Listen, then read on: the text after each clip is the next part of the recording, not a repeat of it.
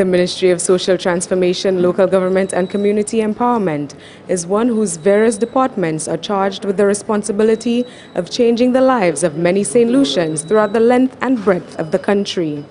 In this production, we seek to highlight those roles and speak to the various department heads on their function. First, we speak with the Deputy Permanent Secretary, Mr. Augustus Kadey.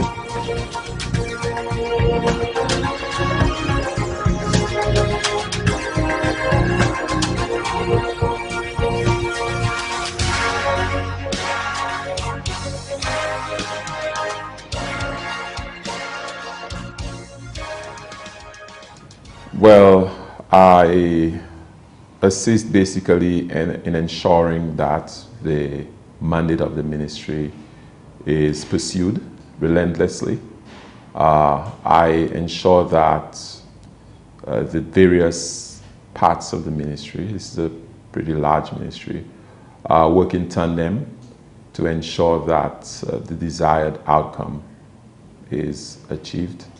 Assist in setting timelines, setting goals and subtasks, and ensuring that the morale of the staff of this organization is high at all times. I think very often when we hear social transformation, many of us are not sure what this really denotes or what it entails. Okay, unlike, let us say, a Ministry of Agriculture, where it's quite obvious what the Ministry of Agriculture does, or the Ministry of Education, they deal with schools and teachers and so on. The mandate of the Ministry of Social Transformation is not always apparent. Okay, it's a bit more nebulous. Social transformation, exactly what is this? What does it entail? And part of my job is supposed to be a harbinger for the ministry to clarify what the mandate of the ministry is. It is one that cuts across several ministries. Okay, so we work very closely with some of the with all of the social ministries, health, education, housing, to help build the capacity of people and communities in the country, to alleviate poverty, to create higher levels of preparedness for handling disasters, for instance. We work closely with agencies like NEMO, which is the main agency in that respect. This is also the ministry that, under which rather the Department of Local Government falls. So we are responsible for all of the constituency councils throughout the length and breadth of St. Lucia. Okay, we have under our ministry as well a number of agencies such as Bell Fund, which affords micro loans to unemployed young persons seeking to employ themselves.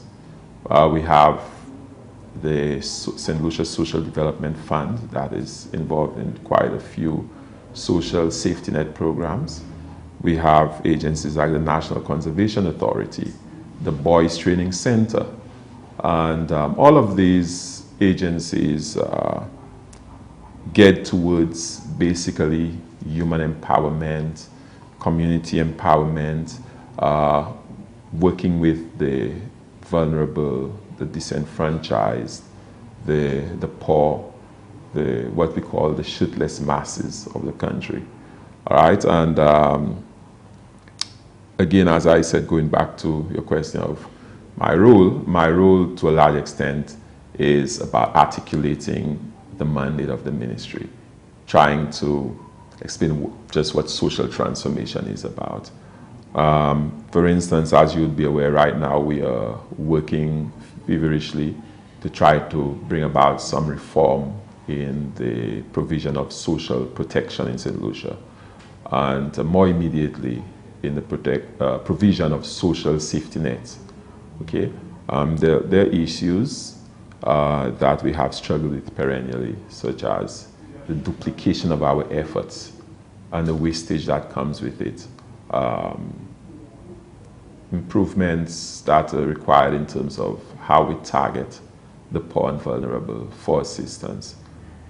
Issues like how do we ensure that in providing assistance to the poor and the needy, we do not cause them to get further trapped in poverty by cultivating in them a kind of dependency on government. So how do we provide assistance in a way that would truly empower people, okay, and rather than giving them a handout, to give them a hand up, okay? So these are issues that we are grappling with at the ministry, and we are hoping that we can see the kind of impact that we all would like to see so desperately. I mean, you look around today and you realize that some of the most pressing issues confronting us today, an example which stares us in the face is the crime menace, are actually social issues. They are the most current issues of the day. They are the ones that are really confronting us today. You know, the crime menace is one that, you know, is multifaceted. It has deep social roots, psychosocial roots, and so if we consider the primacy of all of the social problems today, we would realize the importance of the mandate of the Ministry of Social Transformation. The Department of Local Government has moved around a bit, and in fact, there was a study done some time ago, a few years ago, an operations efficiency review of the Ministry of Social Transformation, which was done by King and Cobb. Okay, and I think one of the recommendations coming out of that assessment or study was that the Department of Local Government should reside within the Ministry of Social Transformation. Okay, and this is not something that is too difficult to justify. Okay, I think local government is about bringing governance closer to the people, okay, rather than centralizing it or positing it within a central agency or bureaucracy. And so local government allows for persons, the citizenry, to have a more direct involvement in the governance of the country.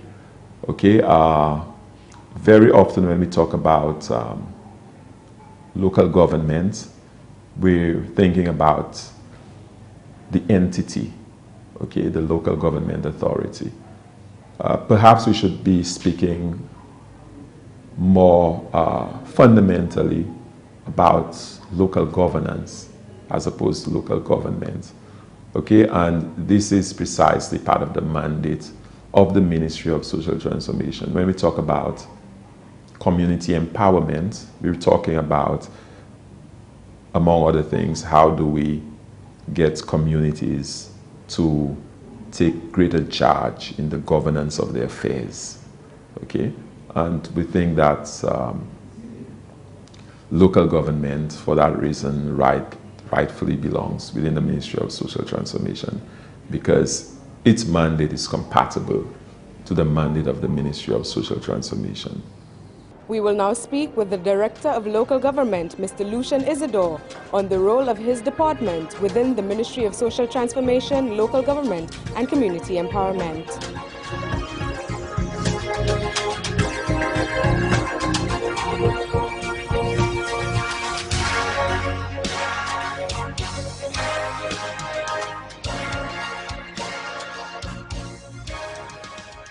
We supervise and ensure that the councils adhere to all the expectations of central government in terms of how they administer those funds. But it's never enough, because the matter is, for example, the 2013-14 budget allocation for councils, recurrent allocation is about $16 million for the 14 councils. Right? And the issue for us is that about 85% of that is wages. So what is left is what is used to do the maintenance functions, buying the detergent, buying the brooms, and buying, those kind of things. So it tells you how we are under pressure. Councils are also under pressure, because they have at one level the constituents who are asking for so much, and the resources available to them are so limited. So we are working with the councils to assist in terms of helping find alternatives and encourage them to work with other agencies outside of government to ensure. So the point I'm making is that it is a real challenge. So in this present mode we are now, the intention is to continue the reform process of local government so that we expand the role of councils and to provide councils with the kind of direction and support that they can be involved in much more developmentally oriented things. Issues of unemployment, which is a critical issue. Why cannot councils be involved in that process? They know the communities best. Taking care of the basic things in the respective areas, and areas that are beyond their scope, they can now directly engage other agencies of central government. So the new Constituency Act of 2012 has it's new legislation, and it has actually provided the new mandate for councils to be involved in a lot more developmental things as opposed to that of the past, mere garbage and sanitation and those kind of things. In our next interview, we speak with Mrs. Velda Joseph, who is the Deputy Director of the Department of Social Transformation, on the role of her department and how it fulfills its mandate.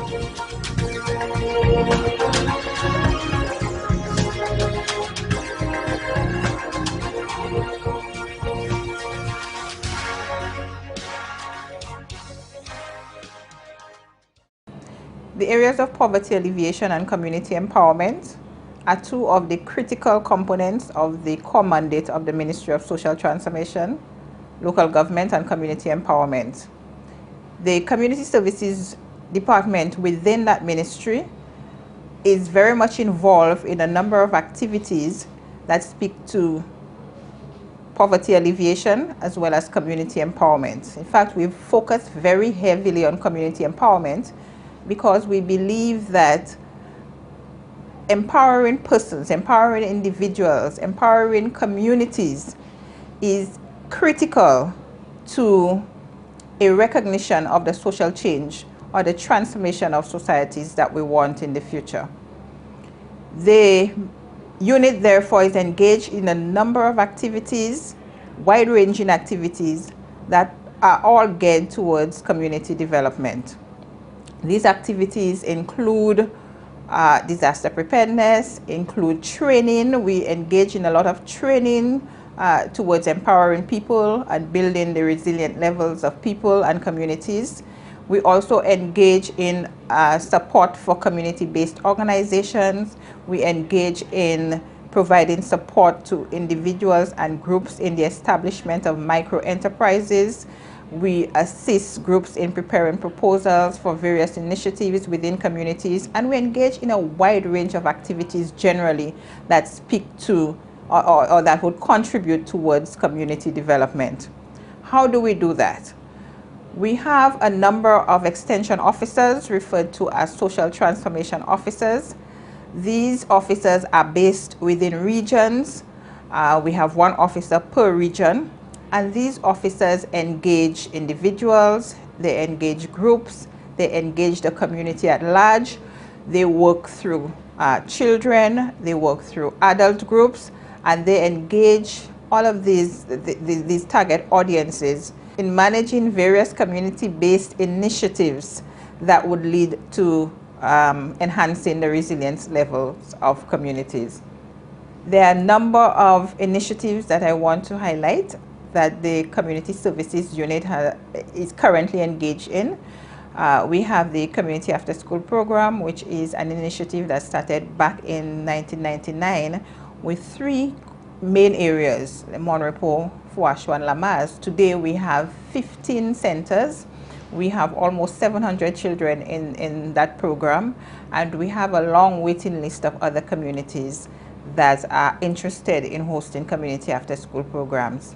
And I'm highlighting this program because we have seen changes based on qualitative assessments. We have seen changes as it relates to the behavior of children and as it relates to the academic performance of children. And these were the 2 core objectives of the program: to work with children to improve their academic performance and also to ensure that there's a reduction in deviant behavior by vulnerable children in our societies. And so we are very pleased with that program. We think it is a program that we will really see a lot of difference in our communities in the future, and we are currently working towards ensuring that the resources are available to continue that program and to expand that program. The other program that we are currently working on to revitalize and to re-engage the public in voluntarism and giving back to the communities and the society that have nurtured them is what we term Community Service Week. And that week falls within the first week of December to coincide with International Volunteers Day. And on that day, we are encouraging, or during that week, we were encouraging a lot of discussion, a lot of engagement in practical activities on a voluntary basis. The Social Welfare Unit is another department of the Ministry of Social Transformation, Local Government and Community Empowerment. Many persons know that unit as public welfare or just the welfare unit. That unit is really concerned and really focuses on the welfare of vulnerable persons within our society. And that is the unit that is responsible for a number of the social safety net initiatives that the government has made available for the public. Currently, the unit focuses on a number of initiatives, a number of services that they deliver, and these include cash transfer program, and I am sure we are all very familiar with the cash transfer program. This is where the unit facilitates the transfer of cash, of hard cash, to persons who are deemed eligible for that support from the government. We also have a burial assistance that we provide. There is a maximum of $1,500 that persons can receive, and that assistance is really means tested, meaning that it is really for persons who are on the public assistance list. We have noticed a number of persons coming forward to request the assistance. Perhaps there is not sufficient information out there, but the assistance is not an entitlement to persons who have deceased. The assistance is really for persons who are on the public assistance list. We also have an iCare assistance program for beneficiaries of public assistance, where persons are asked to visit the Blind Welfare Association to access the service that they require as it relates to the iCare. In the event that that service is not available at the St. Lucia Blind Welfare Association, a referral will be sent to us at the ministry, and we can direct the client to another eye specialist. I need to emphasize the point that persons or clients should not visit any eye specialist and then bring the bills to us to be paid. You come to us first and we would direct you. We also have an assistance to fire victims, so persons whose homes have been destroyed by fire. We make available a relief grant of $500 for that household, and that is to just really get them back on their feet immediately post the fire event. And of course, there is the medical assistance, where you get free doctor's visits at government facilities. There is exemption on medication, on certain medication, and of course there is an ambulance service. Ambulance services can also be accessed. What is the mechanism for service delivery in communities?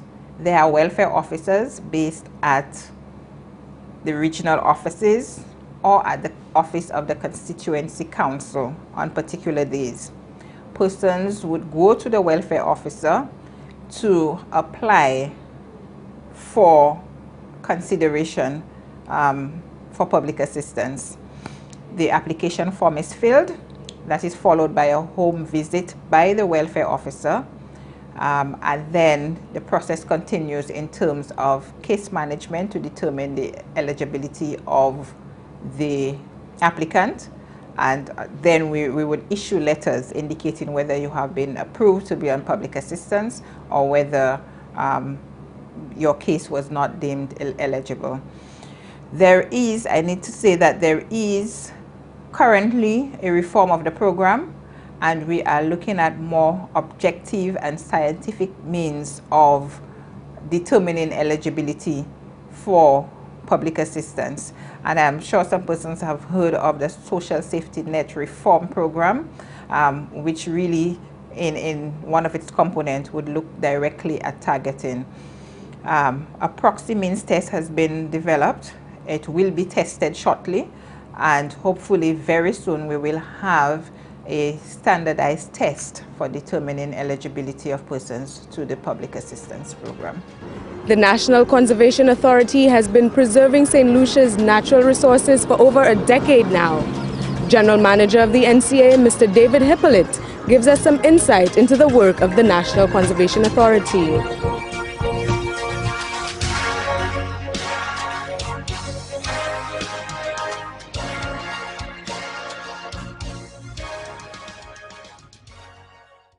The NCA, came into being in 1999 by an act of parliament.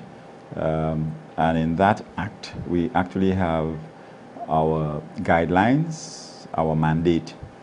And the conservation role we play really is with like site management, beach maintenance, nearshore management, and a couple of other areas. But the main area that we really involved with is beach maintenance or beach management and site maintenance. We actually have, overall we have 93 employees and we have 10 contractors. So you're looking at 103 persons. All these persons are, in some cases, assigned to different areas. Some people are assigned to the different beaches, like VG. We have at Kazamba, we have in Anslare, we have in Canaries, we have in Soufrière, we have in the south, that is Beaufort, we have at Laborie, we have in Piaille. So we actually have them covering beaches in that area. As I said, our main function is beach maintenance. So what they do basically is to ensure that the environment is kept clean. We ensure that both marine and land waste is cleared from the general area. That in itself helps as far as the health of persons are concerned, and it helps with the sea creatures as well, because one of the things we learned at training we did recently with the fisheries department and management of turtles, that's adult turtles, their nests and nestlings. One of the things we learned is that even the synthetic material like plastics, like plastic bags and so on, the clear ones, the turtles actually feed on jellyfish, and they could mistake the clear bags for jellyfish. And if they try to ingest that, it could cause them to choke or stifle. So, you know, these are some of the things that we do. So we play a very important role, both for us humans and for the sea creatures. So those are some of the areas. Some of the other areas we do are site management, like we do, if you know, I know the Mon Lay. This is an area where we manage. We actually manage the Pigeon Island facility. I think you went there today. Yes. And we have other areas, like there's an area at Marchand that we manage, one at Mont Fortune, and currently we're trying to identify a few other areas that we may be able to assist if, as far as maintaining those areas are concerned. We're actually looking to expand, so we're about undertaking a project at Moula Chic, similar to what you see at Mon Lay, and one at Colombette in Soufrière. We're also looking at having beach facilities at Kazamba, and there is one that is just about starting at VG, just close to the airport, where you see those vendors in that general area. So by and large, because we maintain those areas, it really becomes our responsibility. And as you know, all beaches are really under our umbrella. We are the ones responsible for maintaining them. We also do maintenance on access to beaches. So an area, for instance, going into the ramp, there's normally some bush you see on the side and all that kind of thing. We have to do clearing of all those areas. There are areas where access, it's just a pathway, and it could become very congested as far as bush is concerned, just growing. So we had to ensure that is kept okay, because you know some of these things could become a haven for criminals, and they could attack people if we allow that to get out of hand. So the role is really very, very important, and I must say we have a good team of workers, especially those posted on the beaches and so on. Well, Pigeon Island, that project started actually a couple of years ago, and we continued the project from May of this year, and the first phase is complete. The first phase really, we built a security booth. We built two huts that for food and drink, and we have 4 of them for gift vending. We also have one that is for the sea tours. So we have people that are involved in jet skis, jet ski rentals. They're involved in actual skiing and boat tours and so on. So we have a booth for that as well. The second phase of the project would be a children's playground, and that we have started. Actually, we're currently in discussions with a company out of Martinique, and that company is looking to partner with us. If we agree, if our board agrees to the partnership, what we would be looking at is a Disney-style park for children. And it would be a little more than we actually intended to do, but it definitely will lend a lot to the whole environment, and it would be a really perfect area for children to recreate. I mean, you're talking about, instead of just having slides and that kind of thing, we would now be talking about trains, so going around a train track, having this thing where you have like the rubber duckies, like boats and stuff like that, and they bounce off one another, that kind of thing. So it will be sort of like something patterned after Disney, and so we would really welcome that, as I said, as long as the board agrees. The other thing we have to do in the area is landscaping, some more tree planting. In fact, we want to plant along the seafront because there's some areas that are already been undermined by the sea, you know, and we want to ensure that we arrest that problem. So we are looking to plant sea grape trees and almond trees and so on. And we prefer to plant those trees along the beach because they bear fruit. It means that people can actually eat them whilst you know, whilst they swim and bathe and relax and so on. So we do have a lot of plans for the area. You may see us trimming a couple trees as well, but that's nothing to worry about because they're growing quite tall. As a matter of fact, recently we had an incident where 2 branches broke off from the same tree in a matter of days. So we actually had to trim them. But when you trim the crown of trees, you actually have them spread out. In a beach environment like we have, a recreation area, you actually need a lot of shade. So we would want the trees to spread out. If you cut the branches, they grow tall. But once you cut the crown, it spreads. So these are the things that we're looking at. We're looking to plant flamboyant trees and some other nice trees.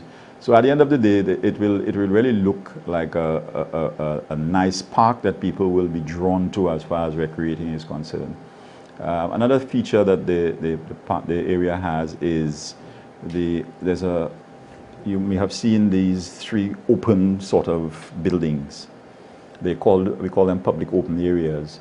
So when you come to have your beach, your friends at the beach to enjoy yourselves, you basically can use those. We actually have to install some benches, so you can use them to play dominoes and, you know, do whatever else that you can do as far as entertaining yourself. You can also have your barbecue grill there. The only thing is that we encourage people, we let them know that you have to get the necessary permission to do that. For instance, we have to permit you to have an activity. If you're having a fire, you need to get permission from the fire service and so on and so on. So there are lots of little things that you must do. Some people don't do it, unfortunately, but some actually follow the rules. But yeah, these 3 open areas they're good. It's a nice facility. So even sometimes, in some cases, you're at the beach and it's raining and you want to get away from the rain, you can shelter there. We have the washroom facilities as well, and they're also fitted with showers. So you can use that to rinse off and so on. So basically, when we're through, I can assure you it will be a really, really nice place, and it will be just a joy to go there. We charge, it depends on what kind of activity you're having. And in some cases, depends on what it is held for. If it's a worthy cause, we sometimes don't charge people, but yes, in some cases, we actually have a deposit paid. So that, because we tell people as much as possible, whenever you have the activity, clean up, and if they don't, well, we keep the deposit because we have our people doing it. And if the cleaning is done, of course, it says a deposit, so we give them the money back, and we charge a small fee for the activity itself, because we have to maintain those areas. So yes, but nothing to break your hand, actually. Yeah. You would notice that there are 4 of the huts that are not occupied.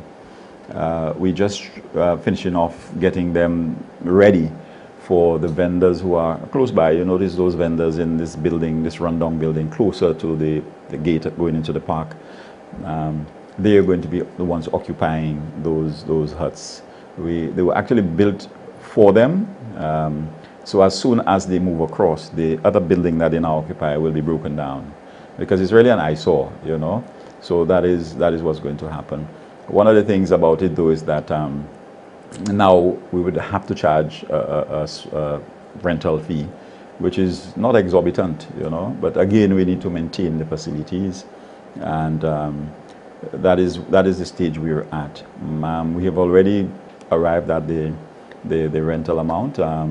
And we actually organize it in such a way that It will be less during the low part of the tourist season, and it will be a little higher during the peak part of the season. So we really looked at accommodating the vendors, you know, ensuring that they make a little money, because that's one of our mandates too.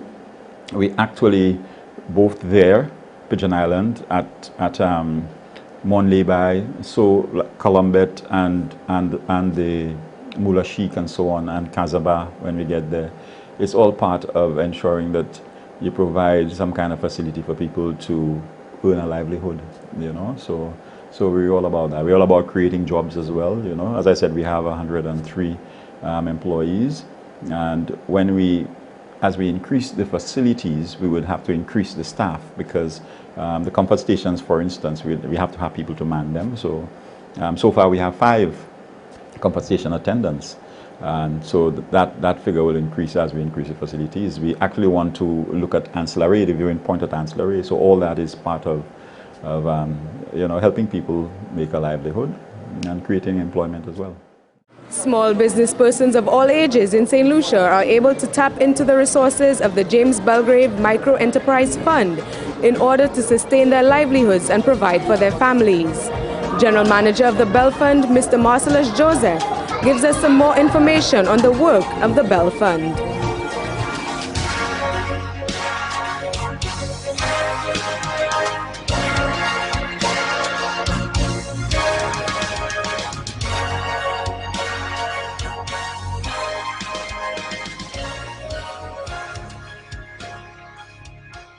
Bell Fund, as we normally call it, which is the short for the James Belgrave Micro Enterprise Development Fund, has as its mandate the empowerment of the poor, deprived, unemployed St. Lucian micro-entrepreneur. These are those persons who wish to establish micro-enterprise businesses to be able to assist themselves and their families financially. And we do so through the provision of low-cost loans, business training, business support, and other support services that we provide to attempt to ensure that those businesses become sustainable and is able to provide those persons with a means of support for themselves. The Bell Fund has been around for the last 13 years, and we have provided support to just around 800 persons so far. We hoped it could have been a lot more, but you know, well, first and foremost, our St. Lucians are not necessarily entrepreneurially cultured, and you know, there are other challenges that we face in trying to get people to move from probably depending on government or other family members for support and doing something for themselves. But so far we can say that a good number of persons whom we have assisted are still in business today. We have those who have gone out of business, and that is expected because according to the World Bank, 65% of businesses are expected to go out of business in their first year of operation. The Bell Fund, however, can boast that 65% of our businesses go past 1 year. In fact, some of them reach as far as 3 years. But normally when they get there, that's where they become complacent, and then we start experiencing problems with them. But that is what the mandate of the Bell Fund is, and that is what we have been doing over the last 13 years. And trust me, there are a lot of people like that. I have even gotten letters from people or even phone calls who suggest that Bell Fund is too good to be true, and that we are there to help the people who have already. But like the other 800 or close to 800 people before them, I would like to say to them that if you have a business idea, the better thing to do is to come to the Bell Fund and have a discussion, because information does not hurt. And after having that discussion, you will see whether there is a possibility that we can take your business idea to the next level. Too many times we sit on the sidelines and make excuses that we don't have help or there isn't any support out there, but I want to let St. Lucians know that the Bell Fund is there and we can provide the support they would need as long as it is a business that can be viable, because if the business is not viable, then we cannot support it. And by viable, we mean that that business can make money to take care of the business itself and then to take care of the owner of the business. Executive Director Joachim Henry shares some more information on the work of the SSDF.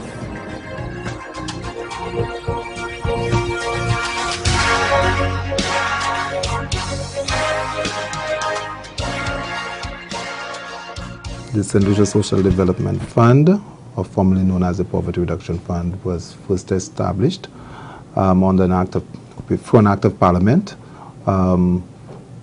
with the emphasis being on poverty reduction, a demand-driven approach in poor communities or marginalized communities, with the emphasis being on community participation, a participatory process that would help alleviate or respond to vulnerabilities. That being the mandate, poverty alleviation, reducing vulnerability, we embark on a number of programs to facilitate that, to cause us to achieve this. We currently are operating 4 programs: the Kudme Setlisi program, the Short-Term Employment Program, STEP, the BNTF program, which is heavily infrastructure, but with some capacity building, as well as the HOPE, Holistic Opportunities for Personal Empowerment. These 4 programs allow us to, 1, implement infrastructure projects responding to vulnerabilities in communities, like footpaths, water projects, productive capacities within communities, like community centers, washrooms. In recent times, we've embarked on a number of recreational facilities, multipurpose courts, playing fields, lighting of the same. Interventions like this have helped communities. They have helped rekindle persons having interest in their communities, and bringing alive the social aspect of living in marginalized communities, particularly communities that were without such facilities. The issue of access is a very critical infrastructure, social infrastructure. How do you access your community? How do you get to your home? Can emergency vehicles access your community? And having fire hydrants, if in case there's a fire. These initiatives may seem quite basic, but they are very deep in terms of how they contribute to persons feeling good and well about the communities. So for a lot of us who probably are used to drive into our homes, communities where persons travel through footpaths, and in some instances they are dirt footpaths, so when it rains these usually turn into drains, and they cannot walk comfortably with shoes on to get to the roadside and have to carry 2 pairs of shoes and a jerrycan of water. When we impact those communities with a basic footpath, it changes the attitude of even young students who feel better about inviting a friend to their home, because they could now they feel good about inviting somebody to their home, and how the person access their home. If they were not watered before, and now there's water in all of those communities. We achieve our mandate by doing these, but it's important that we have these interventions to be sustainable. So the issue of maintenance and taking ownership to protect them, because if these assets are not maintained by the communities, we know that the communities would have them today and then they disappear tomorrow, or there's water in the they have pipes but no water. So through those programs, providing training to those individuals as to how they appreciate the water supply, how they respond to deforestation, how they understand how we contribute to reducing or making ourselves more vulnerable by how we waste water. We do that for this program so the community could contribute to sustaining, in general, our water source, our the using the water wisely and water view. We also use the opportunity to provide training in livelihood. So when we get to those communities, we are there with them and we are discussing a footpath, and we're having our community meetings on evening. We would, through in discussions with them, find out what are the areas that they're interested in to receive training in, and with our sister agencies like the National Skills Development Center, we would work with them and provide training. So in the past we've done a lot of training in cake decorating, you know, floral arrangement, persons using other skills like hairdressing, by persons in the community through those interventions, so that we could help, you know, improve livelihoods.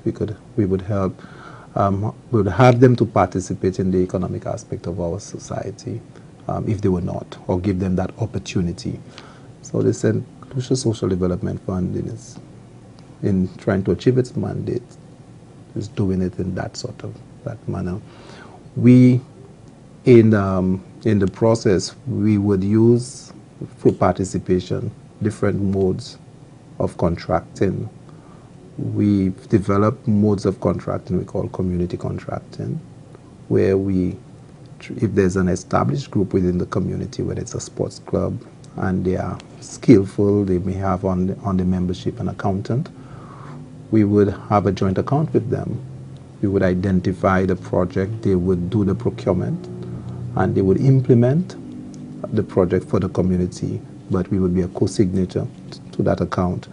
I think, and in my experience, I find that the community contract breeds stronger community participation and ownership of the project, as against a co-implementation, which is better, where we buy the materials, for instance, and ask the community to take responsibility for the labor, but we would make the monies available, they would prepare the wages, and we would get the monies to them so that they pay. The persons in the community will work on the project. That's co-implementation. The traditional approach of using the private contracting methods, also a process that we use, especially in very large, complex projects under the BNTF, where we need to subscribe to the BNTF procurement rules, but where we have funds and from donors that would allow us to use those other modalities of implementing projects, we do so, and it works well. So we have communities like Dakite in Choiseul that actually build their own community center through a community contract. The SAB playing field, another example of a community contract where the Castries Football Council participated in leading and directing, and wherever there is capacity within communities that they could do it for themselves, we prefer working with them and do grant transfer once it's allowed by the donor agencies. We have approximately 2,000 persons working every stint of STEP. This year we'll have, last year we had about 5 times, this year about 4 times. In the year, about 2,500 persons thereabout would be working. They would be earning in the week about $350. The STEP program also allow us to participate with the farmers, the Bellevue farmers, which we think is a very important initiative, where they're using the green waste to produce, fertilizer, convert it into a product that could be used in the agricultural process in production of food. We think that is a novel idea, and the STEP program is apart from creating the short-term employment, focuses on the aspect of beautification, of our environment, and I like to emphasize this. The Kudme Setlisi program, a very, very important program, safety net program, I dare say. It's a program that targets household as the point of intervention and not a community. Currently, we have about 100 households on the Kudme program. These households were identified using a Proximins test. They got scores, so we use our poverty map and went through communities and, you know, got information. Persons were willing to participate and to identify the poorest of the poor individuals within communities.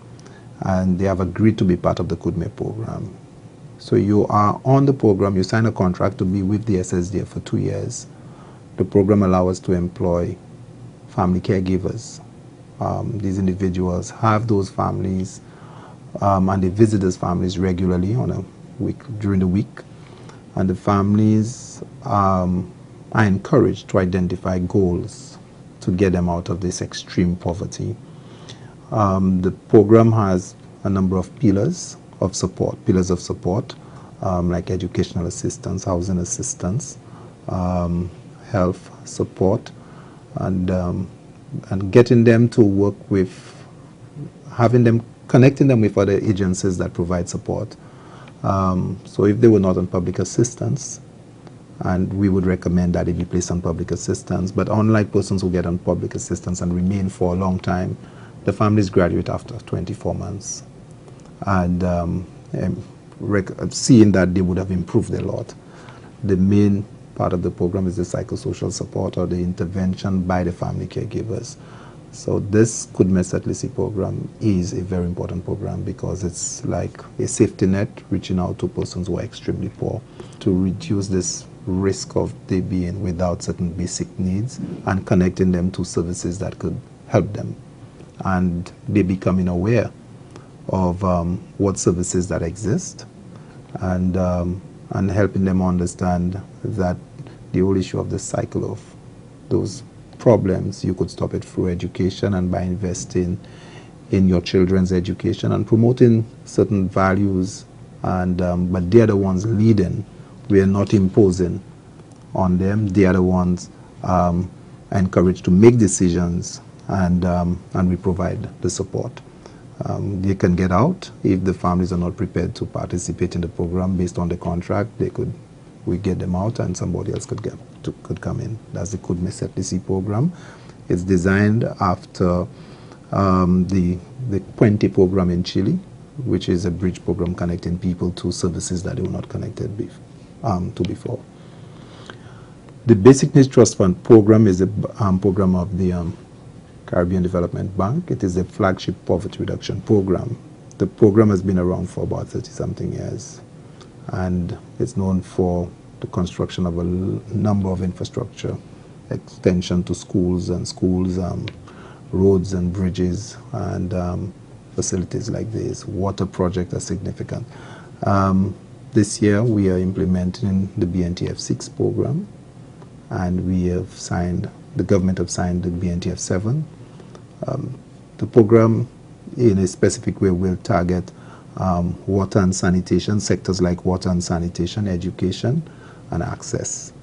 There will be training associated with that program. So you would see, whereas the KUDME Setlisi targeting households and providing support to households and STEP is short-term employment of individuals, the BNTF program is community-based, identifying what are the basic needs that communities are without, that you could help these communities. So we would work with OASCO in helping us bring water to communities that are without. And the final program is HOPE, the Holistic Opportunities for Personal Empowerment. We are forced to look at the program and allow it to have a niche. It's a program that provides help of various kinds to individuals. We support, for example, the National Community Foundation in giving them a health grant, because we do not do health, but we refer clients to the National Community Foundation. And we also provide our educational assistance program, housing assistance, through the KUDME, but also we provide employment programs to cause these things to happen. So a number of persons working at the SSDF, working at the Boys Training Center to augment the staff, being employed under the HOPE program. That has allowed us to implement some of our programs even better, because we have created employment through HOPE. Hope also do a certain amount of, but very small infrastructure projects within communities, like the drains, and we've also used Hope to invest in recreational facilities within the SAB. It was under Hope. We're currently working on the Leclerc playing field, although we've stopped. We've been on playing fields in Soufrière and in Coley Town in Micoud, and we've done the lighting in Micoud. So we continue to invest on a number of recreational facilities. I think I have an interest in seeing that we have as much place for our children to recreate and to grow strong. So any opportunity for me to promote such an investment, I would gladly do so. The whole program, as I'm aware, is funded mainly by government, but of course government would use, the Ministry of Finance may fund the program through other support, that other funding instruments that are available to it. Whereas the CDB program is directly from the Caribbean Development Bank, and it's a reimbursed program, so they do not give you monies, you spend and you are reimbursed. With the CDB program, the government make a contribution to the program. Under the BNTF 6, the government gave 20% and the bank gave 80%. This time around, the BNTF 7, it is 95.5%. So we're thankful for more grant, but of course, we need to account properly. We need to ensure that we implement correctly, because the bank takes very close look at how we select these projects, and how we implement them. General Manager of the Boys Training Center, Mr. Leonard Terrence, speaks on the contribution of the BTC to the juvenile male population in St. Lucia.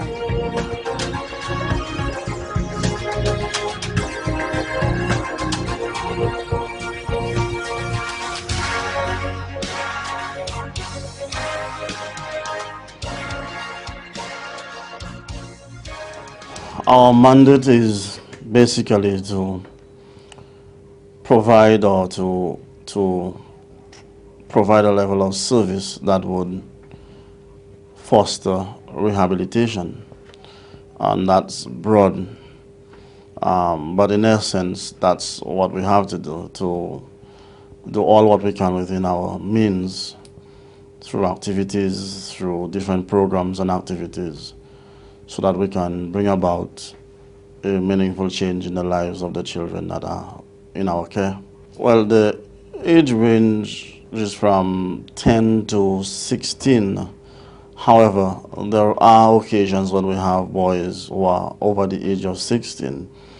For example, if they commit an offense just before their 16th birthday, and the magistrate decides on a detention of a year or two, they may go on to age 17, 18, but by age 18, we are bound to release them from the center. Well, the boys at the center engage in normal activities that anybody else's child would engage in. And what we do at the moment is to engage them in skills programs, as well as some core subject area activities. For example, we do agriculture, auto mechanic, welding, and woodwork. We also engage them in classroom activities where they concentrate on mathematics, social studies, science, and English. At the moment, we are trying, through with the ministry and with the CXC Second Chance program, to formalize our program whereby the boys can get some recognized certificate when they leave the Boys Training Center. So in the next few weeks, or let us say in the next few months, I will be better guided by that we will be offering the Caribbean Vocational Qualifications program, and also the CCSLC certificate. And you are talking about structured program that they have instead of what we have currently, which, while we may engage them in an area, it is not as structured as what I just mentioned there. So with the CVQ and the CCSLC, we would be boasting in the next few weeks of having a formalized program at the center.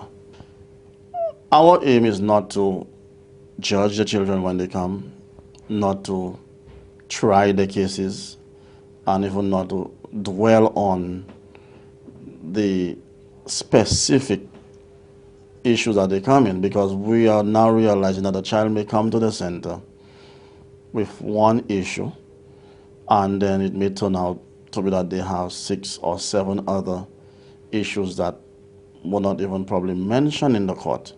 And sometimes these are the more pertinent ones that we have to deal with, instead of him coming to the center because he was fighting or because he stole something. So our aim is to basically see that if that child is sent to the center for a specific reason, and we have identified other areas where he needs some assistance with, and that child is able to respond to the treatment programs that are in place or designed specifically for him, I believe all of us will be happy for that. Sometimes, of course, or most times, things don't go according to plan, but it's something that we have to continue to work on. Now, upon leaving the center, I would very much like to see that the boy's time was not wasted and that the center was not used as a warehouse or as a dumping ground for persons who are tired of their children, or for children that probably teachers are tired of at the school. I would like to see that any boy now, even before they reach the center, they would know that if you are going to be placed at the center, there are specific things that you're going to do, and that when you leave here, you're going to improve in every facet of your life. Maybe you're talking about things like your behavior. There has to be a change in your behavior from not bad to worse, but from bad to something that is positive.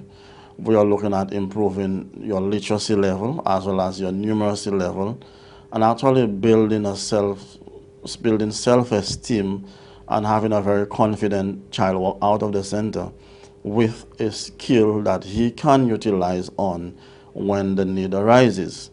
We would like to see that whole development of the child, and not just a child who comes and we only see what is written on his committal form. There's lots of children who come to the center who are placed there for specific reasons. The committal form would say maybe they are there for stealing, maybe they are there for wounding, but the committal form never says that the children that are coming are national footballers. It never says that they are artists. It never says that they are good cricketers. It never says any of these things. So in time, these are the things that we are discovering with the children, and what we try to do is to tap into those strengths that they already come in with, and to help them build on those strengths so that when they come out there, they are better individuals. Of course, it's easier said than done. It takes a lot of work, it takes a lot of effort, it takes a lot of commitment for these things to happen. At the moment, again, our staff come from 3 different agencies: SSDF, NICE, and of course the government. The government having the lion's share of the staff. About 42 of our staff members, or let us say around 38 thereabout, are directly from the government, and the rest are through the program, are through the SSDF program, and as well as the NICE program, because sometimes there are specific needs that may arise, and at the time the individuals may not be employed or appointed by the government. So we tap into the resources of the NICE program as well as SSDF. I must say that over the last 4 years, SSDF has really contributed to the staff complement of the Boys Training Center. And with the implementation of the NICE program, NICE has come on board with us also. That is why we are able to provide a better service to our boys and to the staff themselves. But we're still looking forward to those areas that we need assistance in, that wherever it comes from, as long as the staff are placed at the center, we'll be more than happy with that. Well, our staff We have very specialized individuals. We're talking about individuals who are specialized in counseling. That's their job, master's level. We have a coach, again, that came from the SSDF, national player, international player now. After he retired, he found a niche where he could actually work with troubled kids. And again, I'm talking about Mr. Alvin Xavier, who does not only coach the boys at the center, but also coaches in his area. He has about 3 different teams, youngsters as well as some others that he coaches. We have our activities coordinator who coordinates the majority of the activities that we do at the center. Of course, we have our instructors in the various skills programs as well as our remedial teachers up at the center. Of course, we also have our security officers and our wardens. And I'm not going to leave, not because I mentioned them last, by no means that does not mean that they're last, but we also have our domestic assistants and our cooks. Without them, none of the programs can go on. Our cooks sometimes are the ones who save us from a lot of things at the center. So these are the staff complement that we have done. Of course, we have our admin staff, our secretary, our executive officer, our assistant manager, and of course, the manager. A typical day at the center, think about it that way. If you start working out on your very first day or your first 2 days of workout, you tell me how you feel after 2 days. A typical day at the center is one that is very interesting, one that is very hectic, one that is totally engaging. If one comes to the center on a particular day and you are not involved in any one of these that I just mentioned, then something is wrong. It's not your typical office hours. It's not your typical other activities, because you constantly have to be on the alert. You constantly have to be engaged in one activity or the other. And therefore, it is very, very, how I would say, very upbeat working day. Not just for us, but for the boys also, that we have to continuously keep an eye on. And you're talking about not just the morning to the afternoon, talking about way through the night. So a typical work day there is very, very, one that is very active. You have a very active day once you're working at the Boys Training Center. When the boys leave the center, they do not walk with a tag attached to their back and say, I was at the center, or I used to be at the center. There are quite a few boys, a number of persons in St. Lucia right now who at some point in their life was at the Boys Training Center. A lot of them. And you wouldn't know. You wouldn't know because they wouldn't talk about it and they wouldn't carry that label with them. So there are quite a few. I have met some who are accountants. I have met police officers. I have met tradesmen. I have met bus drivers. I have met businessmen. So I met quite a few of them who are once at the Boys Training Center. Now, having said that, there are too many that we sometimes meet them, but not in mainstream society. Sometimes meet them in other places that I would not like to meet them. Too many times when I walk down to Bordel, I hear somebody calling me so, thinking that it was their students back in the days when I used to teach. But actually, they are students, they are boys who were once at the center. There are too many of them that getting themselves involved in criminal activities. Too many of them who find themselves on the other side of life. And that in itself, whenever they are pinpointed or whenever they are identified, it makes it seem as if all the boys who come to the center are involved in some criminal activity. Recently, I was in a presentation for a particular school, and one of the questions a person asked me was whether Boys Training Center is like the incubator or the holding area for persons entering Borderley. Now, a lot of people think this is so. A lot of people have that perception that we are just holding them at the Boys Training Center and waiting to be transported to Baudelaire. In my lifetime, in my 4 years at the Boys Training Center, I have seen only 2 boys being transferred from the Boys Training Center to Baudelaire for specific reasons. I'm talking about for very serious offenses. You don't see boys leaving the center and being transported to Baudelaire, or Baudelaire sending its bus to pick them up. You know, most of them leave. Unfortunately, there are too many of them that we sometimes do everything for, like in terms of returning them to school.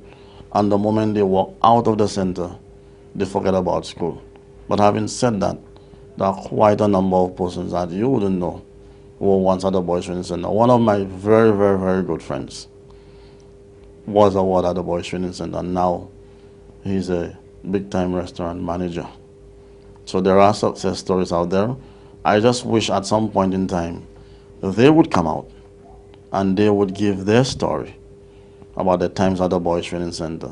Because like I've always told individuals, there's a story that is yet untold at the Boys Training Center, and I believe at some point in time that story needs to be told. We have come to the end of our program, highlighting the operations of the Ministry of Social Transformation, Local Government and Community Empowerment. We hope you have gained some more information on the operations of the ministry in the grand scheme of the operations of the government of St. Lucia. This has been a production of the Communications Unit of the Ministry of Social Transformation, Local Government and Community Empowerment. On behalf of technician Chevroy Marius, I am your host, Adara King, saying thanks for watching and stay tuned for more productions from our ministry.